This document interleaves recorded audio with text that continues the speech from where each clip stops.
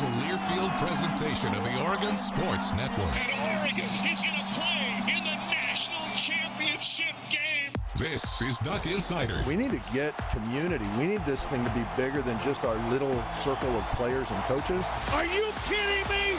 Touchdown, Oregon! With 2 seconds on the clock. He hits it! That's the bigger picture in this thing, allowing the community to celebrate the hard work, blue-collar mentality this group brings to the table. And the Ducks have won it! The Ducks have won! We get to struggle together, and we get to have joy together. The Ducks are Pac-12 champions! I am so proud right now to be the head coach at Oregon. Catch made!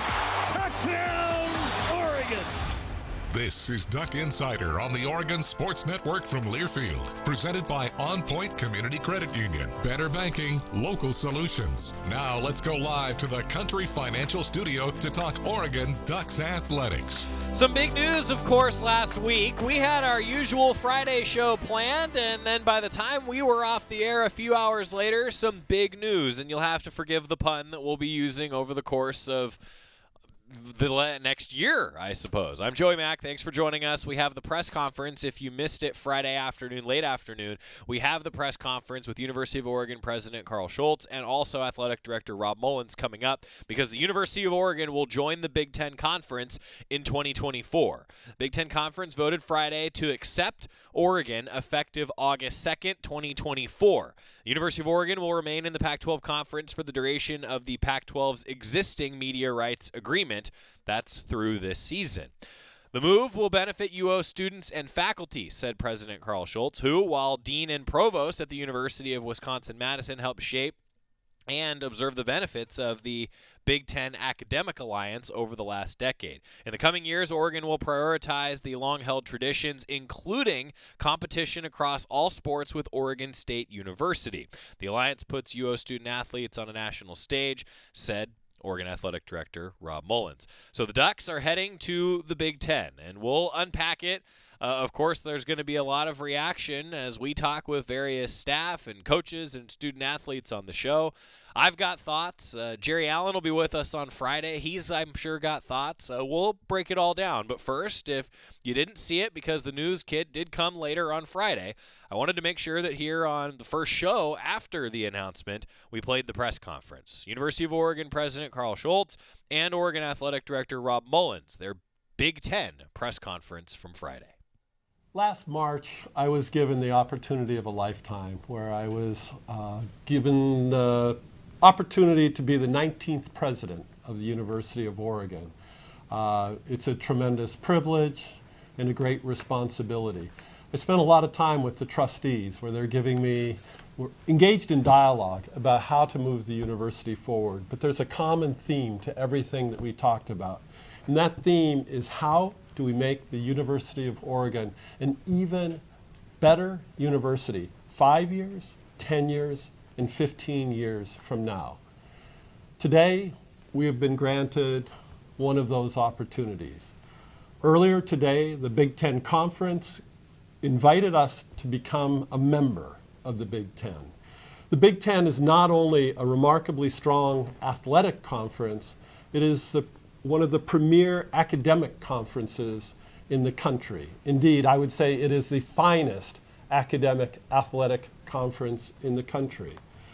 By inviting the University of Oregon to be a member of the Big Ten, we have opportunity to accelerate our extraordinary record of innovation and success on the playing fields, as well as to enhance significantly the academic reputation of the university. I'm enormously excited about this opportunity and look forward to answering questions along with our amazingly successful athletic director, Rob Mullins, to engage in this conversation. So thank you for being here, and let the questions begin.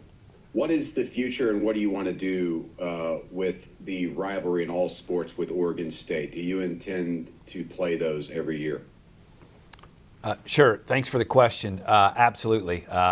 Obviously, we have a rich tradition with our in-state competitors, and that was something that we will try to work out in every sport to continue those rivalries. Yes, Rob, can you give some insight into how much of a role Phil Knight played and the work that Navigate did for you folks over the last 13 months? And at what point the Pac-12's efforts became untenable for the university and the athletic department?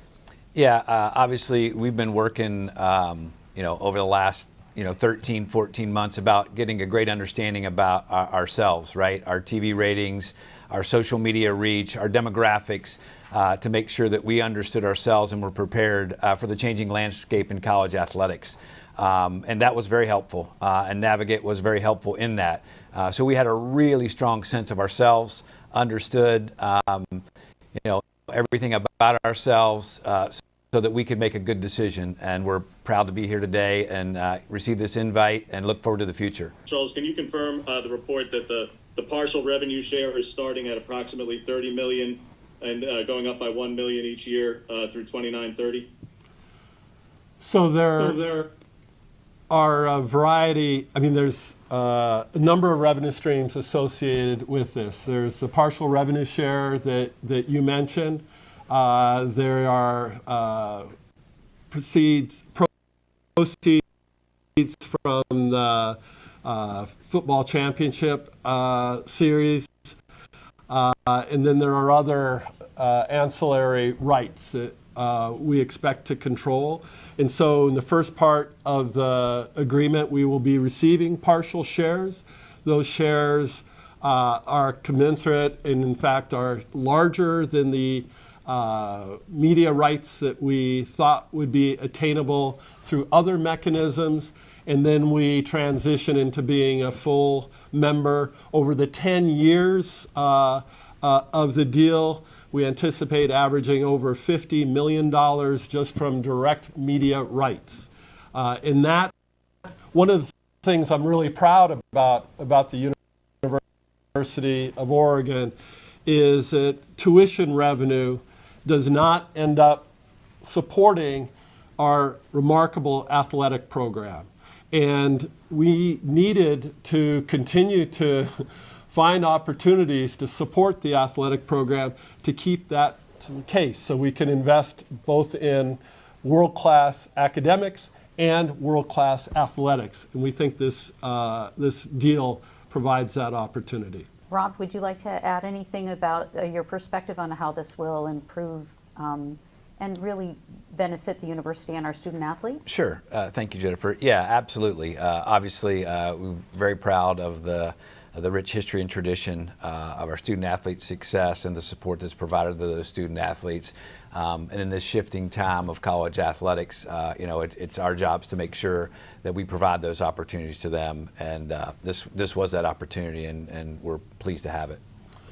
And Jennifer, can I say a bit more as well, that this is a fantastic opportunity for our athletic program, but it's also a great opportunity for the academic side of the institution. The Big Ten operates a couple different consortiums. One, the Council on Institutional Cooperation, another, the Big Ten Academic Alliance. And in my previous academic job, I was able to participate and observe those activities for the last decade. And the collaborations that emerge from that, the ideas, as I said, the collaborations will make the student experience better, the research enterprise better, and help make us a better university. That, along with the visibility that this deal provides, makes it, again, a remarkably beneficial opportunity. The messaging had been, in the interest of preserving the Pac-12 and keeping it together with the 10 remaining schools. From your seat, and it seems obvious in some ways, but maybe not in others, when did that no longer become tenable for the University of Oregon? And can you kind of share your sort of maybe a little bit of a TikTok of the last 24 hours of how we ended up in this position today? Listen, all along we've done everything we could to find an opportunity forward with the Pac-12. And so, we worked hard all along. And then I'd say over the last few days, obviously the opportunity presented itself with the Big Ten, and we appreciate that opportunity. And we appreciate our colleagues in the Pac-12. And so I would say in the last 24 hours is when it really, really intensified. and it wasn't done until early hours of the morning. I'll also add in that question, of course, USC, UCLA left the conference a year or more ago, and then Colorado's departure, so it was not the Pac-10, it was the Pac-9, and so those are challenging times. The landscape for major intercollegiate athletics is changing, and it's conference realignment, it's name, image, and likeness, it's the transfer portal, and all of those things make this it's a challenging time. And so I think every institution or every university in the conference has been exploring and thinking about what next? How do we position ourselves to be as strong as we can going forward? Rob, a week ago, when you spoke to the board, you called Dan's contract the first part of a bold vision for the athletic department. I'm assuming today, obviously, is the second component of that. Can you speak to just what the next steps are? Obviously, the new indoor facility is well under process in terms of finishing up with the city approval, but what else? Where does Autzen expansion or renovation come in next? What is the next part of this bold vision? Right. This is the next step of that bold vision, and it sets us up for the future in this changing landscape for sure. And in that changing landscape, there's a lot of elements. Obviously, the coach's contract was a big piece. This is a significant piece, and the facility that you reference is a big piece, as is making sure that we're providing all those support elements for our student athlete in the modern game, and then also making sure that we are understanding NIL and that we are being progressive. We have one of the best facility infrastructures in all of college athletics to support those student athletes. So, of course, that's an element. Autzen is a key piece for us. I mean, football generates 70% of the resources that support these 20 sports. And as you know, that north side does need some work. The south side's phenomenal. So that has been on our radar for a long time and will continue to remain on our radar. Rob, is there any sort of sadness around that athletic department right now in terms of having to leave the Pac-12 and make this move? Well, first, there's a lot of excitement, right? This is a tremendous opportunity for everyone in our department. But of course, we've been long-standing members of the Pac-8, Pac-10, Pac-12. It was the Pac-10 when I arrived, and the Pac-12. And we have a lot of friends in this league. And these types of changes do impact people. And we have those deep relationships with those people. So sure, we are thinking about those people in this change as well. I want to add, and it's not just the athletic department, it's across the university and across our alums. And this is one of those situations where we're humans and we are capable of more than one emotion at a given time. And so in one hand, we are phenomenally excited about the opportunities ahead. On another hand, they say, just give me a one-handed economist sometime. But on the other hand, we feel real pain for our colleagues across the Pac-10 and recognize, just as Rob said, that this is both a difficult and a joyous day, and we feel both emotions.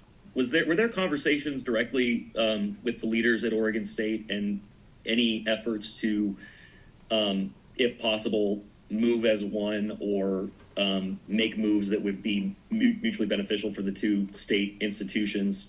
And then the second question regarding football, Rob, would you commit to playing a home-and-home in football with Oregon State into perpetuity?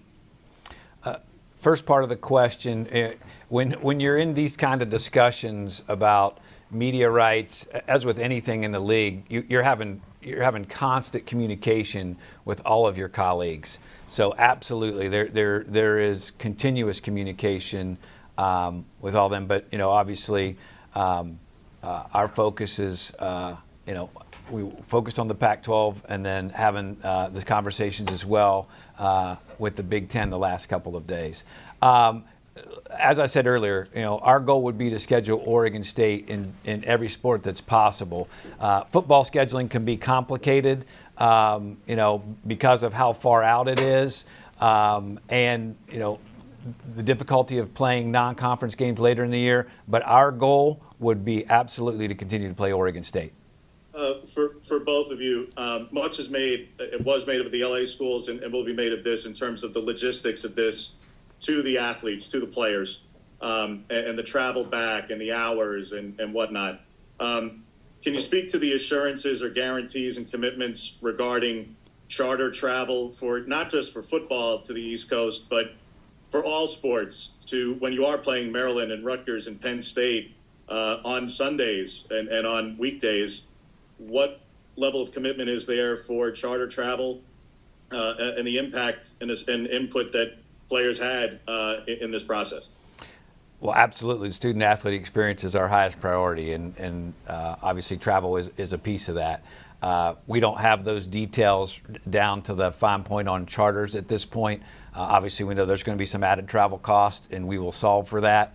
In our conversations with the leadership at the Big Ten, they understand the importance of scheduling, and I was very impressed with how thoughtful they are to this and the impact. So I'm confident we'll find a good solution to make sure we find the right balance for our student athletes. The only thing that I'll add is, well, we are very early in this journey. The reaction of our coaches, and I believe that reaction of the athletes who we've been in touch with has been very, very positive, because our student athletes are both great students and want to compete at the highest level in their respective sports. And this provides an opportunity for enhanced competition. I can also say our alums, so far, again, very early, have been very, very excited about this. I know my enrollment management vice president is really excited about this, because Duck Magic is more available now as a consequence of this partnership beginning in the summer of 2024 or in August of 2024 than it was available. We have than it was previously. We have a lot of our games now available on linear TV. We have our games available across the country, and that is going to accelerate knowledge about the wonderful things that are happening at the University of Oregon. From Friday afternoon, President Carl Schultz from the University of Oregon and Duck Athletic Director Rob Mullins meeting with the media, discussing the early goings for sure. There will be a lot more conversation around the transition to the Big Ten. One more year in the Pac-12, though. And on that note, when we come back, Dan Lanning, Duck football head coach, talking about exactly that, a reaction, but then a season to plan for. Head coach Dan Lanning from the weekend next on the Oregon Sports Network from Learfield. As a local community credit union founded by teachers, OnPoint is committed to supporting the students and faculty at the University of Oregon. And on game day, we're right there with you, on the field, in the bleachers, and in the classrooms. Drop by our local branch today and discover the many ways OnPoint can help support your financial well-being. OnPoint Community Credit Union. People are the point. Federally insured by NCUA. Equal housing opportunity. Hey Duck fans, we're all about protecting our home turf here in Eugene. You should do the same for your home with Country Financial Insurance. Most home insurance doesn't account for inflation, but with Country Financial, yours can. If something happens to your home, make sure you can rebuild the same house in the same place. Call a local representative or 866-COUNTRY and get a solid defense for your home. Home insurance policies issued by Country Mutual Insurance Company, Country Casualty Insurance Company, or Country Preferred Insurance Company, Bloomington, Illinois. Property must meet age and condition requirements, which vary by state. You're listening to Duck Insider on the Oregon Sports Network from Learfield. I'm Chris Jakimick. I served in the United States Air Force, and I deployed 3 times. So in 2017, I was serving as an Air Force First Sergeant. Our motto in that role is, my job is people, everyone is my business. But unfortunately in that year, I would lose my own brother, Lance Corporal Adam Jakimick, to suicide. The majority of veteran suicides are from guns. I store my weapons securely, not only for myself, but for my family. Store all your guns securely. Help stop suicide. My service never stops. Brought to you by End Family Fire and the Ad Council. Babes, what are you doing? What? I'm just mowing the lawn. No, it's blazing hot and dry out here. Don't you remember? Smokey Bear says, avoid using power equipment when it's windy or dry. Where'd you learn this? oh, it's on SmokeyBear.com with many other wildfire prevention tips. Right. Thanks, Honey Bear. Because remember, only you can prevent wildfires. Brought to you by the USDA Forest Service, your state forester, and the Ad Council.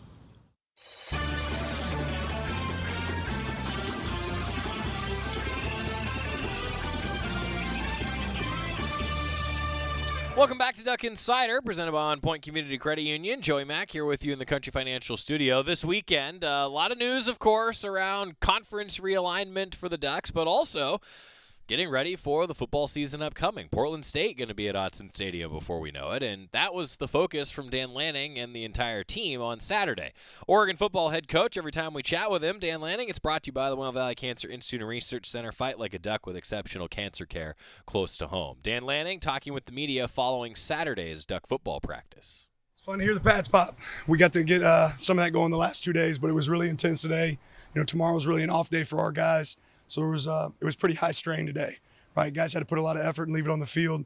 A lot of competitive periods. I really thought the offense dominated team run, and the defense came back and really dominated third down. Some good competition in the red area as well. So overall, really good day. You use that word strain a lot. Like, what does strain mean to you, and what are you looking for that looks like strain? Yeah, to become great, you got to do hard things, and you got to do hard things consistently, right? I think Brad Stevens had a saying just a couple days ago we came across on Twitter or whatever, and it was speaking something similar to that. But if I want to be good at doing something, I got to do something, but not just do it. I got to do it hard. I got to do it intense. It takes a level of intensity, so that's what we're looking for on the field. When you say that the offense dominated team run, is that maybe the offensive line had a pretty good day? Yeah, O-line, our backs, we created some explosives that weren't necessarily just big plays. They could also end up being touchdowns. You're gonna have a couple of scrimmages the next few Saturdays. Yeah, we'll be popping pads here the next few Saturdays. What are you looking for this next week now that pads are on at this point? What do you want this next week up to that next scrimmage of? Yeah, just continue to grow and get better. We're not picking units yet. We're not quite to that point. We're still trying to evaluate where guys fit. And we want, again, to play as many guys as we possibly can. So trying to figure out who's above the line and who's below the line. And then if they're below the line, can we get them above the line? The bold vision that you and Rob both referenced was yesterday a component of that, and can you sort of speak to the Big Ten news? Yeah, I think, first off, I think our players are really excited about that. I mean, I think it's an exciting opportunity for us. We talk about what are we looking for at this university and the way that we recruit on a national level, multiple time zones, playing against the best of the best. That's something our guys were really, really excited about. Obviously, it's not really our focus right now. Right, we got an entire season to play. This is about 2023 season. It's what we want to attack, but I think that creates a unique student-athlete experience for our guys moving forward, and certainly sets us up. Really appreciate Rob, administration, all the people at the top that did a great job looking out for the future of Oregon. I think that really protects us. When were you confident that was going to be the end destination of all this? I was confident from the beginning that our administration and our staff here would make the best decision for Oregon, and I think that's what obviously that we did. We made the best decision for Oregon. What's the best way for you guys to take advantage of tomorrow? What do you want them to get out of? Yeah, big recovery day. We'll have a recovery car wash where we'll get a lot of work. Muscle like tension relief, a little bit of yoga, some ice bath. We'll have some meeting time that we can take advantage of, but a little bit of time off of our feet. You talked about it being the best decision that Oregon made. What do you feel like did make it the best decision? Yeah, I just think that, when you come here, you're looking for an opportunity to continue to compete against the best. And I think there's no secret that there's really great teams and great competition in that league. I think it's a league that means more than just football. I think obviously academically it brings a certain prestige. And then the fact that it hits every single part of the United States is big for us because we are a team that is a national brand. We should be seen across the nation. What has been the immediate recruiting impact in terms of, all right, you're not going to get a commitment over it instantly, but in terms of reception and meeting and trying to expand recruiting footprint because you can't just... Yeah, more than anything, clear direction, right? We have really clear direction right now. It's not the what ifs, it's not the where are. It's really clear where we're going to be in the future and how we're set up for long term. Were there messaging on the trail last year that was, when there was that uncertainty, maybe even in Southern California, of teams who did have certainty, things that they were using against you that is now on a level playing field? Yeah, everybody's always going to recruit hard against us. Ultimately, we're not really concerned about everybody else. We have a great option to sell here, and it's only stronger now because of what happened yesterday. How does it change your philosophy in talking with Rob about non-conference scheduling in particular, Dan? Because, like, for instance, FCS games may or may not be allowed in certain years and stuff. So how does that impact, like, who you want to schedule? with all of realignment, not just where you are, but where other teams are now? Yeah, I haven't even made that far. We're in day 4 of practice. We want to play great teams. We want to continue to play great teams. You know, I know Oregon State's a great example of a game that we would love to keep. We want to get that opportunity to continue to play against them. I think it means a lot to the people in this state. That's something we want, but it's also a little bit out of our control now. We have to see how the chips fall. But it's the furthest thing from my mind right now. It's about the 2023 team. You're evaluating players. Obviously, you're evaluating everyone, but those young players, what, you know, the freshmen that are coming in, what do they need to do, you know, in this month to see the field game 1?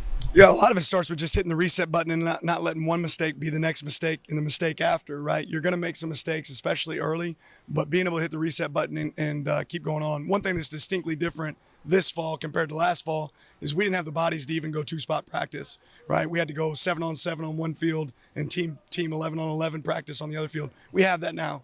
We have a deeper team. We have more players that can play and are available. So that's allowing those younger players to develop quicker. That's Dan Lanning, Oregon football head coach, meeting with the media after practice on Saturday. And you can hear a lot of it in his voice, you know, excitement about the Big Ten move, but also it's a season to prepare for. And if you watch the Quack Minute with Rob and I coming up, or if you'd watched it, I should say, over the weekend, and we'll have another one coming up here this afternoon, I think that's similar. You know, there's a lot of big moving parts, but there's still practice going on. Good questions coming in from Shirley. Will our preseason stay the same next year? Right now, yes, but I think that's a good question. We've seen it happen before. In fact, you know, I'll tell you the story. Like, the Ducks were actually on the receiving end of a game that got removed from the schedule with Texas A&M based on realignment this last time. So certainly things can move around, and I won't pretend to be an expert on that. But I will say that I think that's a good question, and it's one that will be asked to the powers that be. And in fact, probably on an Athletic Director Tuesday segment here on Duck Insider. And then also talking about the trip to Hawaii. Well, I, for one, hope that trip to Hawaii stays on the schedule next year. Just selfishly speaking, I would enjoy that. But ultimately, I think a good question, too, about ticket prices. And then you mentioned the north side of Autzen being improved. That's what Rob Mullins was talking about earlier. And then maybe on the east side, the feedback from Shirley is that the sound system in Section 21 echoes. I think that's great feedback. I'll pass that along to the audio division here that runs audio at Autzen and see what they can do. But, yeah, I think that, look, you're always looking ahead if you're in Rob Mullins' chair, right? And there's a lot of things that get juggled around at times like this. And ultimately, for me, I think that there's a lot of excitement now moving forward with the Big Ten and the growth of college football and these big-time games.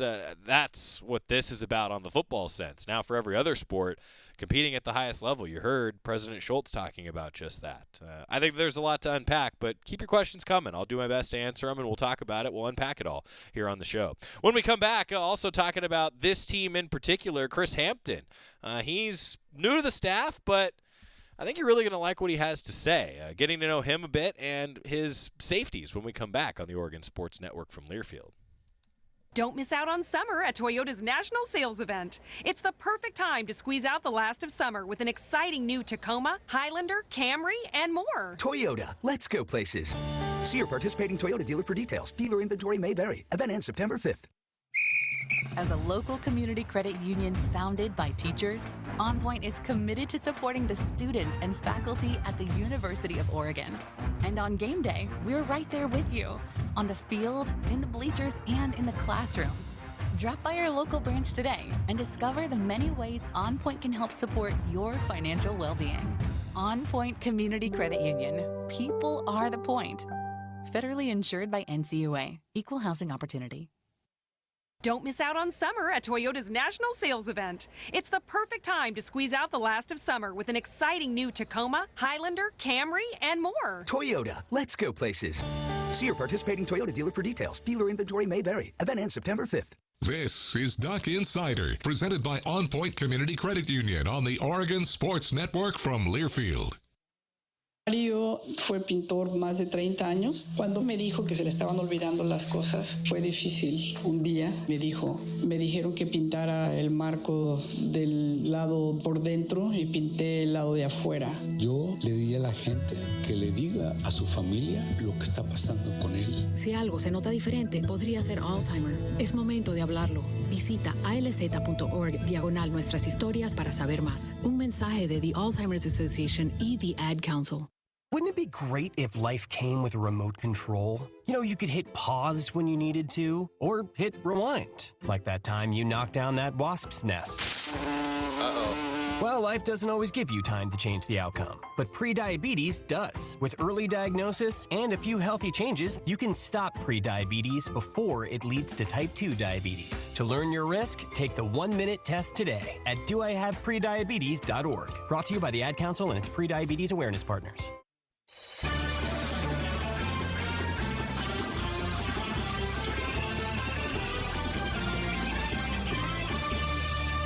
Back on Nugget Cider, presented by OnPoint Community Credit Union. Joey Mack here with you in the Country Financial Studio. Going to hear a bit from Chris Hampton. By asking, do you think this makes getting into the playoff easier or more difficult? I think in any season, in any conference, you're playing a schedule relative to the talent on your team, and I think the wins and losses are usually reflective also of the teams that you're playing.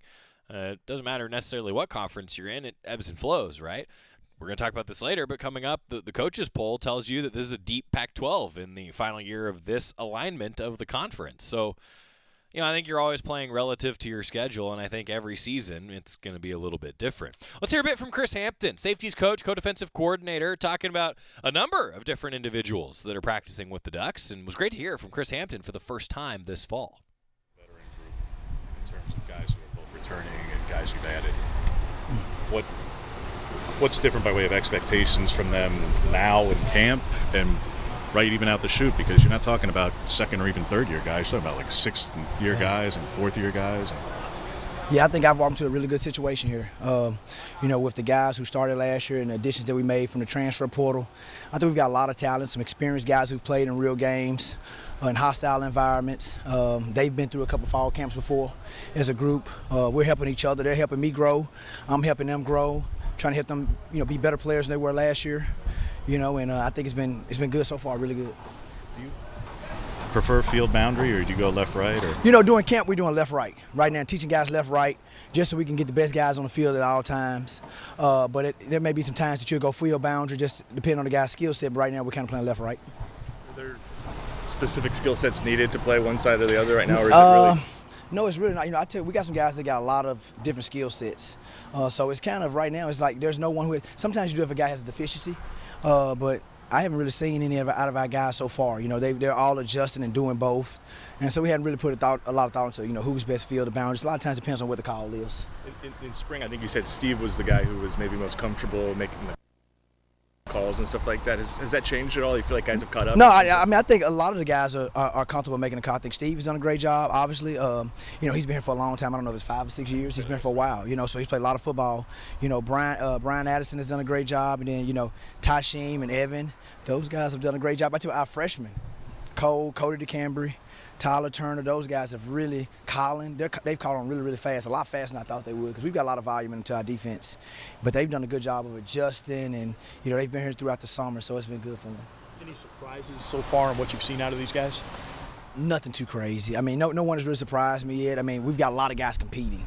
That's something I really can say. I mean, it hadn't been any just one, you know, just a surprise. Like, I didn't think they couldn't do it, but they're all kind of stepping up and competing, you know, amongst each other, making a lot of plays in practice. Over the last year, players, even guys who've since left, talked about how if BA could just poured in everything to really maximize and like put it all together, that he could be that guy. Yeah. And obviously his length is unique and his size is unique. What have you seen before camp started in terms of off-season stuff, in terms of the things of where you say, like, this guy is now putting in, you don't have the perspective of relative to last year, but even relative to spring, he's putting in more to, this is his last year to make it work? I think he's really improved his conditioning. I watched him in the off-season this summer running. Like, he pushed himself. He was straining to be first. He has really took that to heart, that he wants to be the best football player he can possibly be his last year playing football here.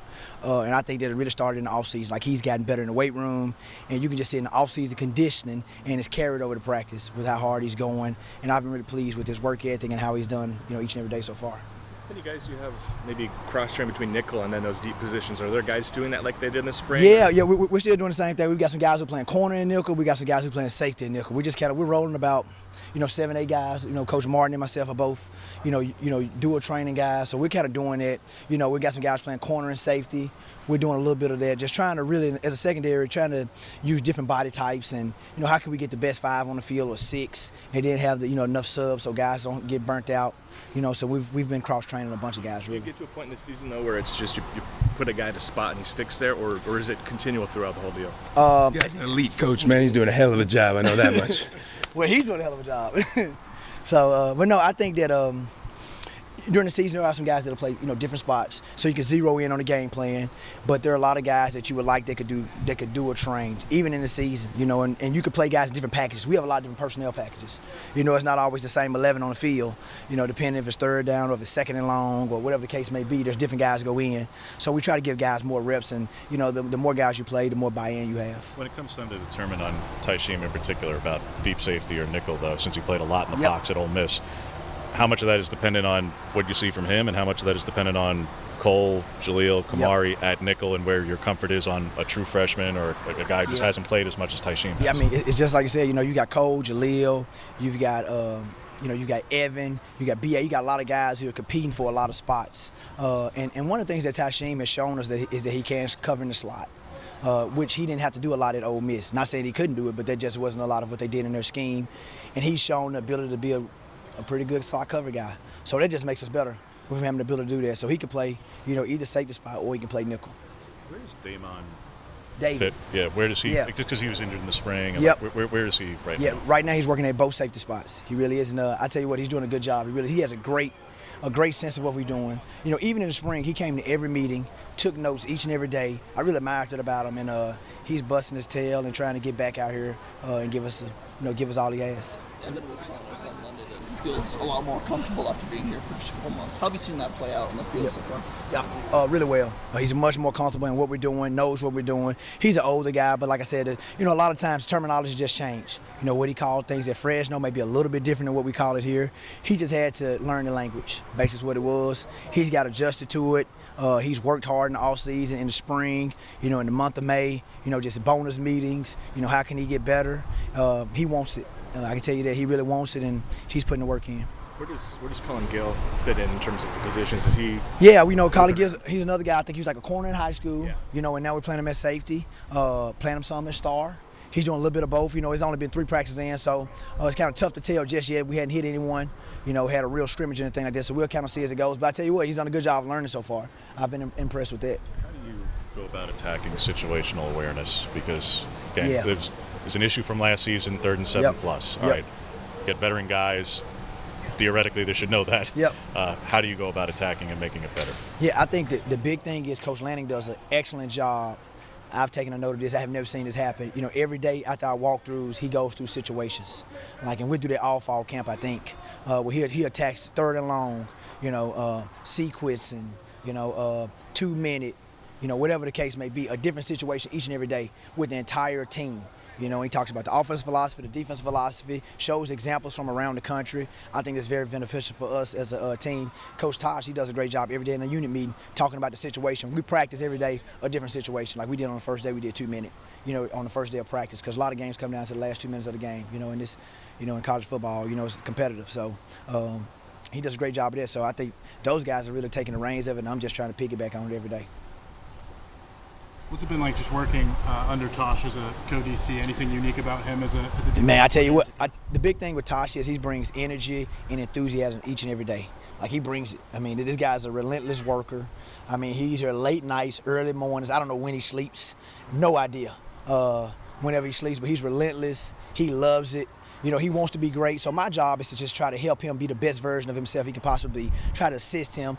I give him, if I see something, hey, Tosh, how about this? And he's great. He's open to ideas. He's not stubborn at all, anything like that. So I love working with the guy. And I'm just trying to help him be the best coordinator he can possibly be. Last question. Learning some of these guys, we talk about to get real meetings and learning guys' whys.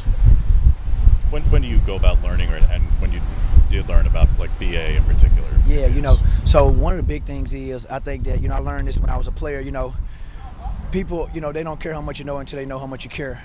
And so I tried to, when I first got here, have a meeting with each and every guy. each and every guy in the secondary. I met with the linebackers. I met with the defensive linemen, and just had one-on-one meetings with them, not about football, but about their lives, their family dynamics. And tried to, find out about them as a person. Because if they know that you care about them as a person, they'll give you more as a player, and that's one of the things I think football has done for me is that coaches have always been a major influence in my life. I was born in a single-parent family, so for me to be here has been a blessing. I wouldn't be here without coaches, so that's what I try to do is try to be a mentor to these guys, and the Get Real meetings have been really good for that, and I hope that could be my ministry. Great stuff from Chris Hampton. Talking safeties, talking defense, and when we come back, we're talking offense, defense, and goalkeeping. From one football to another, the first time in the Country Financial Studio this year, Graeme Abel, the Oregon soccer head coach, is with us right after this on the Oregon Sports Network from Learfield. Don't miss out on summer at Toyota's National Sales Event. It's the perfect time to squeeze out the last of summer with an exciting new Tacoma, Highlander, Camry, and more. Toyota, let's go places.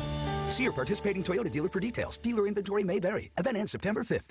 Hey Duck fans, we're all about protecting our home turf here in Eugene. You should do the same for your home with Country Financial Insurance. Most home insurance doesn't account for inflation, but with Country Financial, yours can. If something happens to your home, make sure you can rebuild the same house in the same place. Call a local representative or 866-COUNTRY and get a solid defense for your home. Home insurance policies issued by Country Mutual Insurance Company, Country Casualty Insurance Company, or Country Preferred Insurance Company, Bloomington, Illinois. Property must meet age and condition requirements, which vary by state. Don't miss out on summer at Toyota's National Sales Event. It's the perfect time to squeeze out the last of summer with an exciting new Tacoma, Highlander, Camry, and more. Toyota, let's go places. See your participating Toyota dealer for details. Dealer inventory may vary. Event ends September 5th. More Duck Insider coming up on the Oregon Sports Network from Learfield.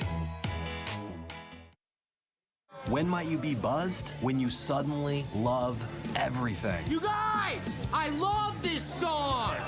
I love these nachos. I love our kickball league. Ugh! I love this guy. What's your name? You know what I'd love? A ride when it's time to head out. If you see a buzzed warning sign, call for a ride when it's time to go home. Buzz driving is drunk driving. A message from NHTSA and the Ad Council. I love your car. Is this real leather? When you're high, you feel different. You think different, you talk different, you draw different, you listen to music different, but you probably knew that. Problem is, you also drive different, and not in a good way. That's why driving high is illegal everywhere. So if you're high, just don't drive. Make a plan to get a sober ride. Because if you feel different, you drive different. Brought to you by NHTSA and the Ad Council.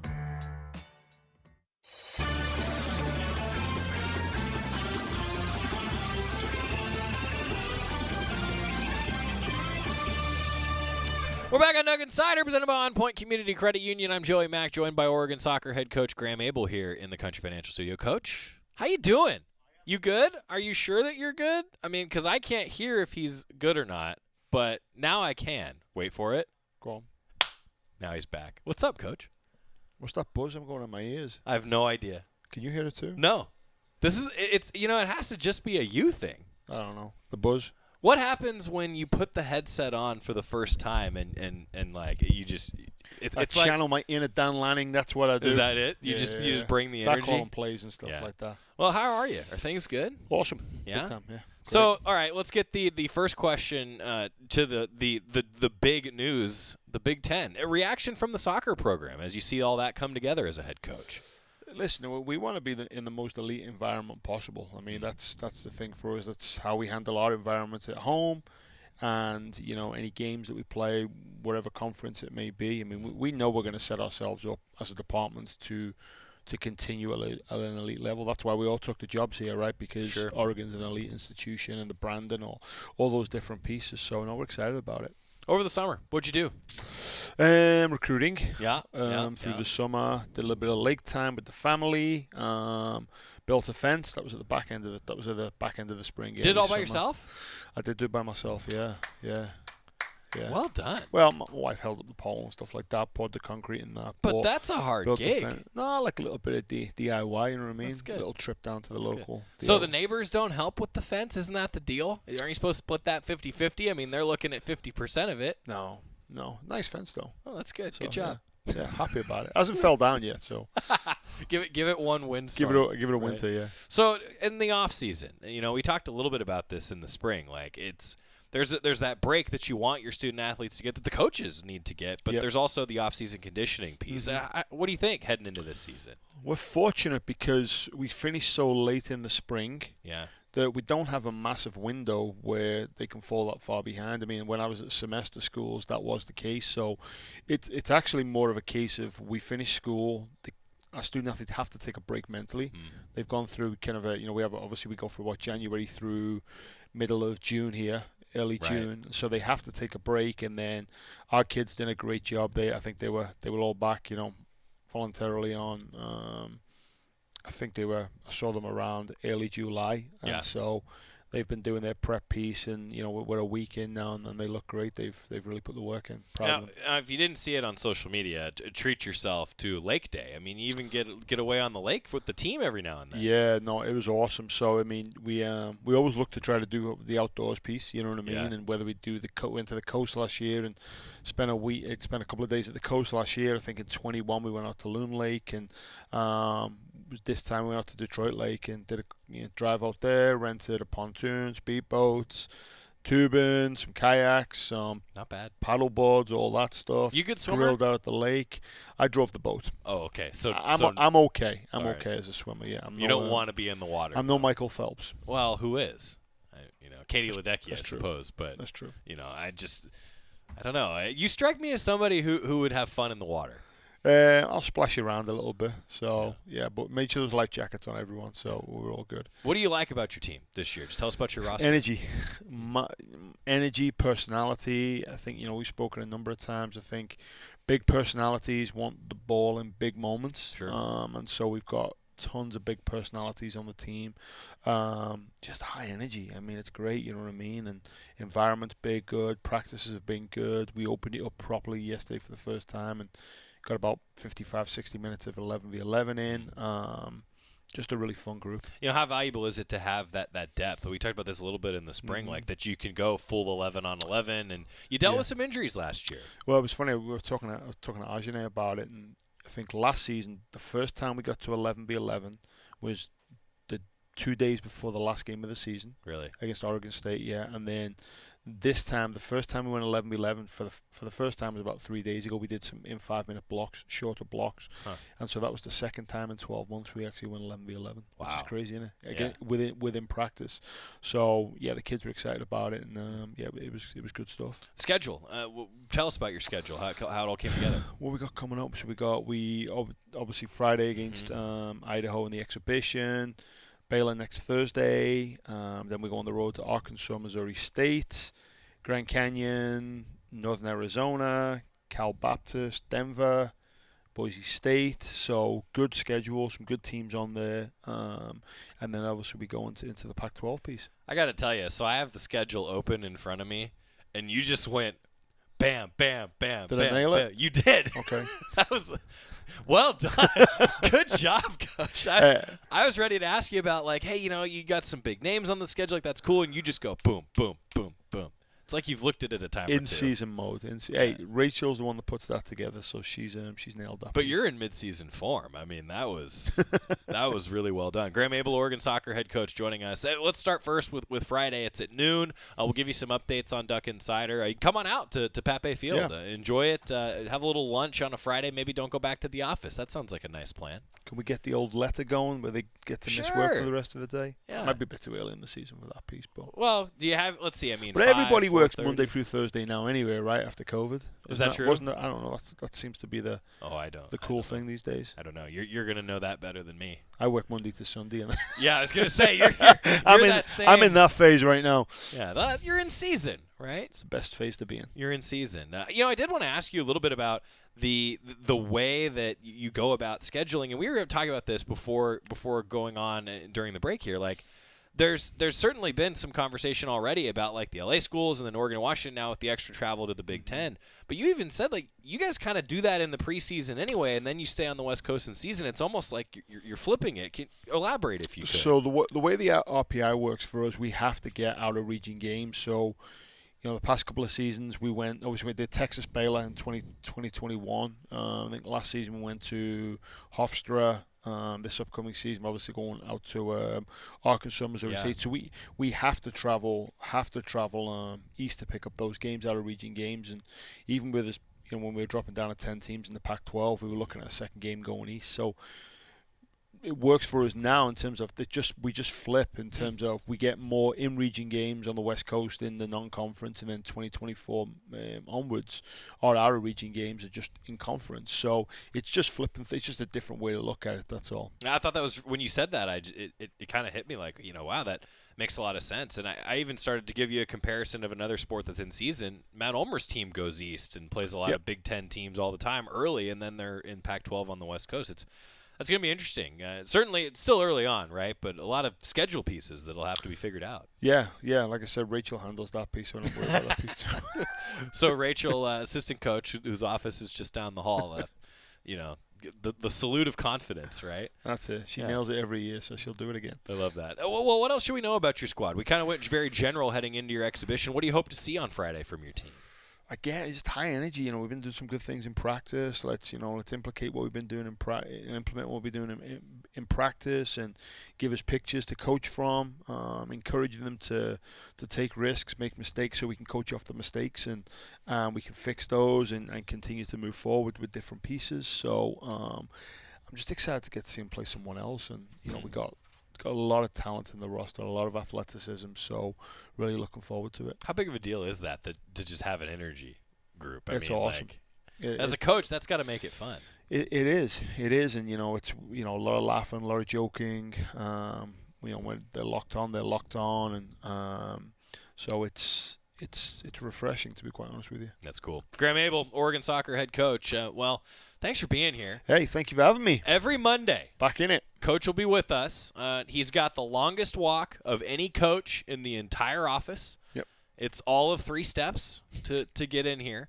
Hey, I don't know if we told you, we added the coffee machine today. Oh, you did? So if you ever run out, this is like the coffee guy on this side of the building. You got backup now, all right? Where are the donuts from the other day?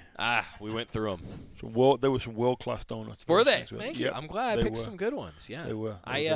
First day back, I bought donuts for everybody. I thought 3 dozen wouldn't be enough, and we had a box left at the end of the day. So I only had one. Good. Well done. Putting that piece out there. I ate 3 dozen of them. I didn't either. I only had 4. It was fine. It was the first first day donuts. back. Light and fluffy. They were spot on. Yeah, that's the dream. Well, thanks for taking the time, as always. Thank you. Thanks for coming in, and best of luck on Friday. We'll catch up with you next week. Appreciate it. Thank you. Graeme Abel, Oregon Soccer, starts the entire athletic season on Friday. Oregon Soccer always the first to get things rolling. That's what we have coming up for you. When we return, also this weekend, Fan Fest. Some details when we return on the Oregon Sports Network from Learfield. As a local community credit union founded by teachers, OnPoint is committed to supporting the students and faculty at the University of Oregon. And on game day, we're right there with you, on the field, in the bleachers, and in the classrooms. Drop by our local branch today and discover the many ways OnPoint can help support your financial well-being. OnPoint Community Credit Union. People are the point. Federally insured by NCUA. Equal housing opportunity. At Shadow Hills Country Club, we're more than just an award-winning golf course and practice facility. Our events team offers all-inclusive event pricing that allows us to take care of all the details while you enjoy your event. Our indoor and outdoor venues offer you a wide variety of fully staffed options that put the focus on you. From weddings to business and social events, at Shadow Hills Country Club Events Center, you get the benefits of a resort atmosphere and amenities in a peaceful country setting, just minutes from downtown Eugene. Call for a tour today or visit shadowhillsevents.com. Don't go anywhere. Duck Insider continues after these messages on the Oregon Sports Network from Learfield. Sometimes I just cannot believe all the storms we've gone through here. I can only hope that we'll be able to leave this house to you one day, baby. You're our legacy. Planning for these disasters will make sure we're safe, and is the best way to protect that legacy. Protect your legacy. Visit ready.gov/plan for the tools and tips you need to start your emergency preparedness plan today. Brought to you by FEMA and the Ad Council.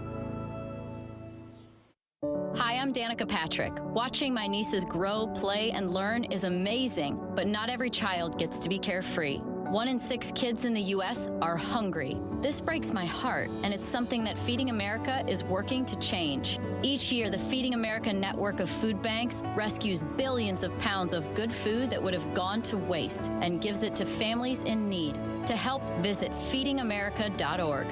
Brought to you by Feeding America and the Ad Council.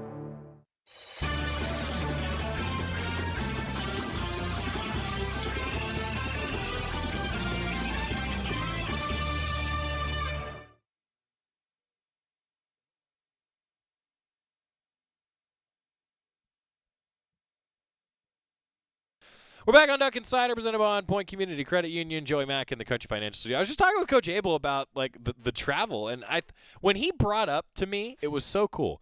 When he brought up to me the whole notion that you move kind of like a flip of the schedule, right? Because the West Coast is where you're playing all your conference games if you're in the Pac-12 in women's soccer, but then early in the season, they're going out of region with the way the RPL works. When he was saying that, I just thought, like, that makes so much sense. So that was cool to hear that from Graeme Abel.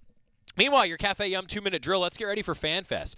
The athletic department will host its FanFest this coming Sunday, August 13th, in the Mashofsky Center. Really looking forward to it. Student athletes from Graham Abel soccer team, Oregon football, volleyball, men's and women's basketball will be in attendance, various games, inflatables, activity stations, agility drills. There's going to be a passing station, field goal kicking, a dunk tank, all kinds of things. I have not yet confirmed who will be in the dunk tank. Still working on it.